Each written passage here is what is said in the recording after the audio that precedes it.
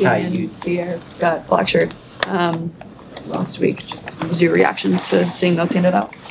Yeah, I'm super proud of those guys. Obviously they've showed out there on the field what they're ready to be a black shirt. I know they're truly honored to, be a part of that tradition and the history behind it. So yeah, no, I'm really happy for those guys.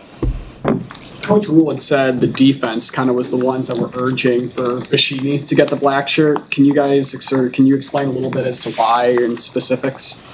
I mean, just the grit I think we saw last game really sent the message, in his style of play. Purdue, he also had a big hit on kickoff on our sideline, so that was kind of the start of it. And then to see him go out there and do it again week after week, even though we've been, struggling a little bit on punt maybe, he's still back there doing his job and doing his part. So I think that's just kind of those things that, made the decision. Ty, what was the bye week like for you? That was good. I feel young again. I got my legs back under me. A lot of recovery stuff. Coach Rule, we thought us older guys were going to get, taken care of a little bit, and we did in the beginning. But Wednesday and Thursday we went, full pads, basically getting ready for this week, making sure we keep that callus. A lot of extra film as well, so we'll be ready this week and have a slight advantage with that.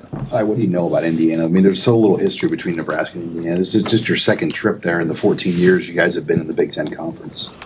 Yeah, no, Indiana is a tough team. They have a great offense. Those guys up front really work well together. As they've added a few key pieces in from the transfer portal this past year. They're stout up front in the run game. They're great pass protectors in the pass game. They got two great running backs, and the receiving core is great. Quarterback, is also great. So it's really fun, and I'm excited to watch film on them and see how we're able to challenge them and challenge ourselves for this week. You've been around this program a long time. You've heard about the bowl drought and beating top 25 teams. What would it mean to you personally to just be able to knock out a couple of streaks like that this week? I mean, it's always a goal, right, to go in and beat a ranked opponent.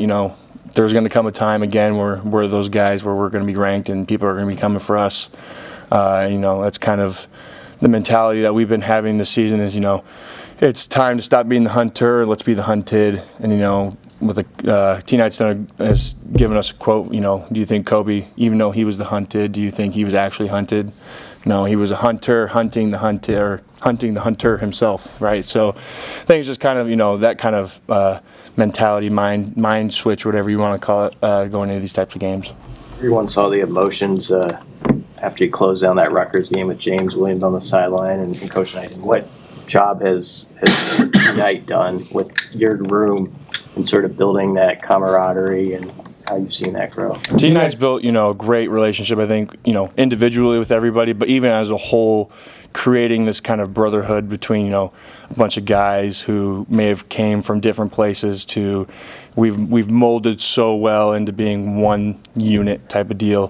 So to see this success that James has had, from him going to basically a camp tryout to now, being tied to having 4 sacks this season, just in his second season as a Husker. I mean, just to watch, the hard work that they put us through, year in and year out to finally come out there and put it on paper and put it on the film. It's awesome. From your viewpoint on the other side of the ball, what have you thought about the way that Dylan has embraced a leadership role? It's got to be a hard thing to do as a 19-year-old when there's guys with your experience and age who are there and obviously ready and filling those positions also. Well, what I love about Dylan is that, yes, he's embraced that leadership role and, head on, with the challenges that he's faced, learning everything for the first time, but he's also listening to the older guys, I think, as well. I know he's listened to Heinrich. I know Heinrich's taken him under his wing.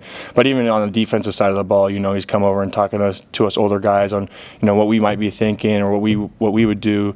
So I think he's just, trying to be a sponge and soak up all this information, get out of us older guys before we head out. Did you have any idea you would get that from him? I mean, you knew he had a good arm, you could see that, but did you as an older player on the team have any idea that you would get that kind of leadership from a freshman?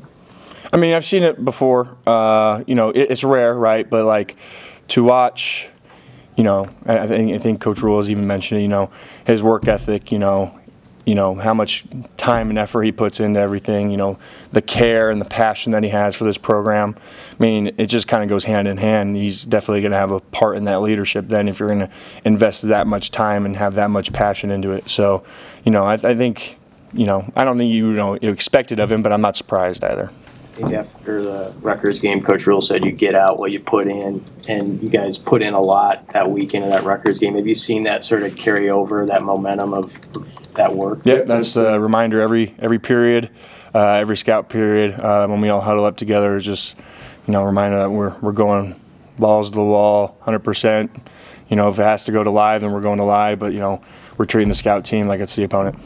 Playing in the red zone defensively, what's the mindset of this team? What's it like in the huddle? Because so far this season, opponents have been in the red zone 13 times. You've allowed only 6 touchdowns.